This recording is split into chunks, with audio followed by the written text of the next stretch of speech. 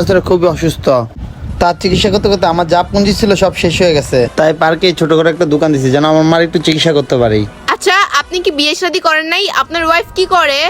কি ম্যাম, ওয়াইফের কথা বলছেন? ও তো 3 বছর আগে আমাকে ছেড়ে চলে গেছে। আমার মনে হয় অন্য জায়গায় বিয়ে করে সে সুখী আছে। কি? আচ্ছা, আপনাদের কি ডিভোর্স হয়েছিল? হ্যাঁ ম্যাম, আমাদের ডিভোর্স হয়েছিল। সো সরি, আসলে আমি বুঝতে পারি নাই। ম্যাম, আপনার 250 টাকা বিল হয়েছে, বিলটা আগে দিলে ভালো হতো। আচ্ছা ঠিক আছে, আমি দিতেছি, আপনি পার্সেল করেন। এই নেন ম্যাম আপনার পার্সেলটা। এখান থেকে 250 টাকা রাখেন, 50 টাকা প্লেট ঝালমুড়ির দাম রাখেন।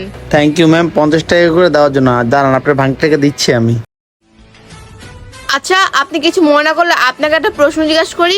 আপনাকে দেখে মনে হচ্ছে আপনি অনেক দায়িত্ববান শিক্ষিত ছেলে, তাহলে আপনাদের কেন ডিভোর্স হয়েছিল? প্লিজ ভাইয়া, আপনি আবার কিছু মনে করবেন না। আমার মনে হচ্ছে কি আপনার ওয়াইফ মনে হয় ভালো ছিল না, এই জন্য আপনাদের ভিতরে ডিভোর্স হয়ে গেছে। না ম্যাম, কি বলছেন আপনি এসব? আমার ওয়াইফ একটা ভালো মেয়ে ছিল।